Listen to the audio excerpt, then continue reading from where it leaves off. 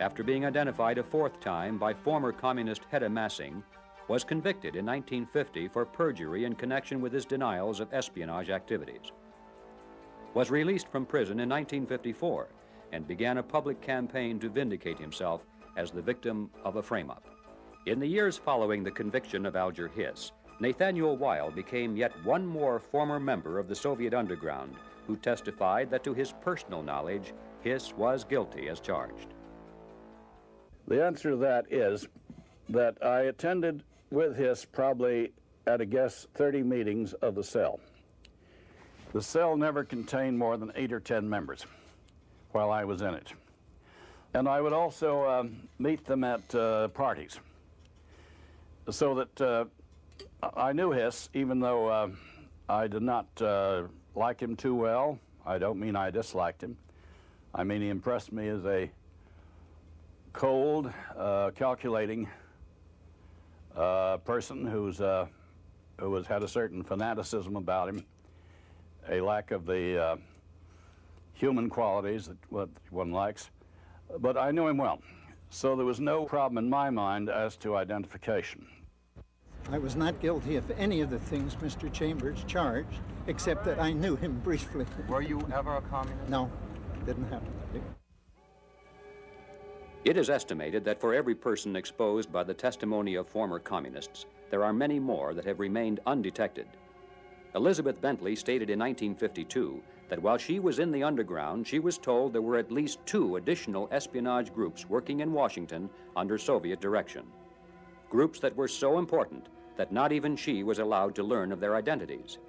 Neither of these cells have ever been exposed.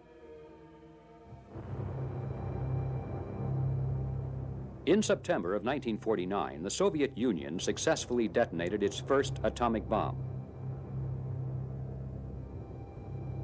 Western scientists were stunned because of earlier predictions that Soviet nuclear technology was at least a decade behind the United States. The story of how the Soviets so quickly acquired this technology begins with the American Lend-Lease program during World War II. Great Falls, Montana was the location of the U.S. Air Force base that was used for Lend-Lease air shipments to Russia. Major George Racy Jordan was the officer in charge of this operation from 1942 to 1944. In his book, From Major Jordan's Diaries, he revealed that in addition to the expected crates of food and machinery, the Soviets also were being sent large numbers of black suitcases, which he was told were diplomatic luggage. Becoming suspicious, on one occasion he conducted a surprise inspection of these suitcases and found every one of them to be filled with such documents as maps of military installations and harbors, blueprints for weapons under development, photocopies of tens of thousands of inventions taken directly from the U.S. Patent Office, and countless file folders bulging with official documents of the federal government. Written across the front of one folder were the words, "From Hiss." It contained hundreds of military reports. One suitcase contained scientific and engineering documents, highlighted with such strange-sounding words as fission, cyclotron, proton, neutron, heavy water, uranium. Included also was a map labeled Oak Ridge, Manhattan Engineering District. And attached to these materials was a handwritten note on official White House stationery addressed to Anastas Mikoyan, the number 3 man in the Soviet Union. The note was signed by Harry Hopkins, the American official in charge of the Lend-Lease program, President Roosevelt's personal advisor and friend. In 1943, Hopkins at the White House spoke with Major Jordan by telephone, told him to expedite a special shipment that was coming through and not to make any official record of it. When the mysterious cargo arrived, it was identified as uranium salts. The shipment was sent through, and as requested, no official record was made, except in Major Jordan's diaries.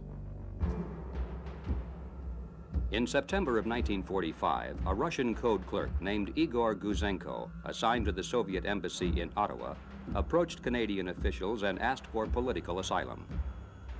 This is the only photograph of Guzenko ever released to the public, and it was not published until after his death in 1982. While working at the Soviet embassy, Guzenko had become dismayed by the fact that his superiors already were preparing for a new war following the defeat of Germany, a war against the entire non-communist world. As a code clerk, he had access to all secret communiques, and he brought many of these with him to prove the truth of his allegations. Wearing a hood here to preserve his anonymity as a protection against reprisals, Guzenko revealed that there was a group of Canadian citizens with important positions within their government who in reality were agents of the Soviet Union. But the most electrifying disclosure of all was that the network included one of the top scientists working in cooperation with the United States on the atomic bomb project. His name was Dr. Alan Nunn May.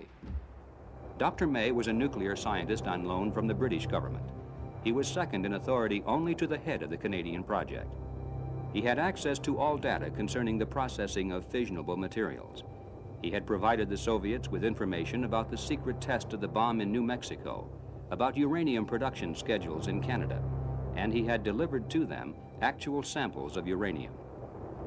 When confronted with the evidence, Dr. May confessed that everything Guzenko had revealed was true. Another British scientist on loan to the United States was Dr. Emil Klaus Fuchs, who had been assigned to work at the top secret facility at Los Alamos, New Mexico. He was one of the few people at that time who had knowledge of how to construct the bomb trigger mechanism. Under questioning, Dr. Fuchs confessed that he also had been working with the communist underground and that he had given the Soviets drawings and detailed instructions on how to assemble and explode the atomic bomb.